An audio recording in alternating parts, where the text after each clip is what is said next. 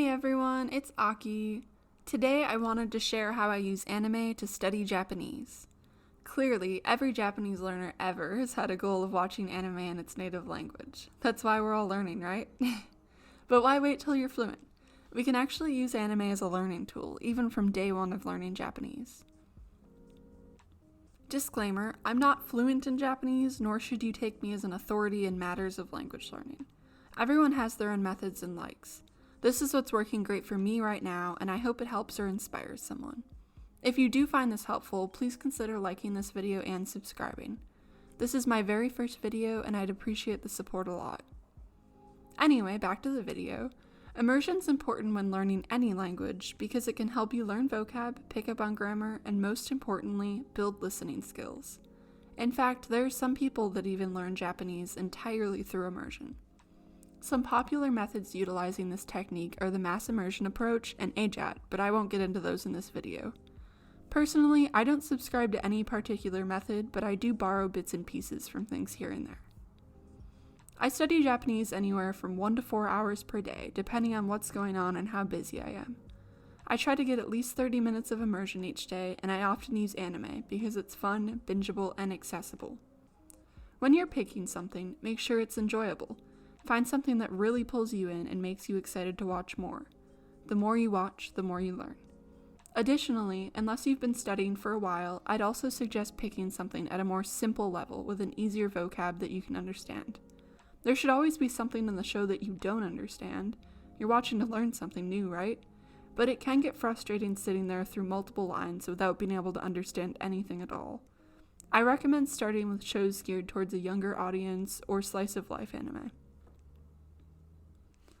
Once you pick a show, make sure you can find it with Japanese audio and preferably subtitles too. Having Japanese subtitles isn't 100% necessary, but it makes it easier to look things up. One of the best anime sites available that's actually geared towards Japanese learners is Immersion. I'll link it in the description box. Everything on there is free, the audio will be in Japanese, and they have tons of settings and tools to help you learn. If you don't know kanji well like me, you can turn the subtitles to just hiragana. You can also have simultaneous subtitles in English too. It even has a scrolling script to the right of the video that you can turn on. When I'm watching a video, I make sure I'm actively listening the entire time. This isn't a passive learning experience where I learn Japanese in my sleep with those cool tapes from the 80s, nor is it a time for me to scroll through Instagram while I play anime in the background on my laptop.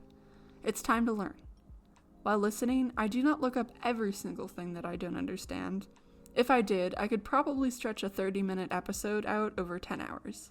Instead, I look up words or short phrases that jump out at me or that I hear repeated a lot. Then, if I have Japanese subtitles available, I either click on them in Immersion, which brings up their dictionary, or I copy and paste them into jisho.org. Jisho.org is a great free online dictionary for Japanese. I will have a link in the description box for that too. If there are no subtitles, like when I was watching Sailor Moon Crystal on Hulu, I will do my best to type it into Jisho. Sometimes I don't get it on the first try, and I have to tweak things in order to find the right word. You may also have to play the clip over and over again and really hone in your listening skills. If you couldn't guess what's next, I make flashcards with all of my vocab. Personally, I use Quizlet because it feels the most friendly to me, but I hear a lot of people have good results with Anki because it's created well and a lot more customizable. I just use the free version of Quizlet because I don't mind using the pictures that they provide and there aren't any other functions that I necessarily need, but experiment what works for you. Quizlet's reliable for me, and I like that I can gamify it very easily without any hassle with modifications. I can also use it on my phone for free because I have a lot of lazy days where I don't want to get out my laptop. I usually break my vocab into Quizlet decks of no more than 50 terms. I feel like studying any more at one time gets a little tedious and sometimes frustrating. From there, I study each deck until I feel comfortable with it and come back to review things every once in a while as needed. Anyway, I hope this video is helpful or inspiring for anyone. I'm not as far along on my journey as some Japanese learners are, but I'm excited to share what I can along the way. Again, if this video is helpful or entertaining for you, please do like and subscribe. I would appreciate it so much. Thanks for watching, and I'll see you guys next week.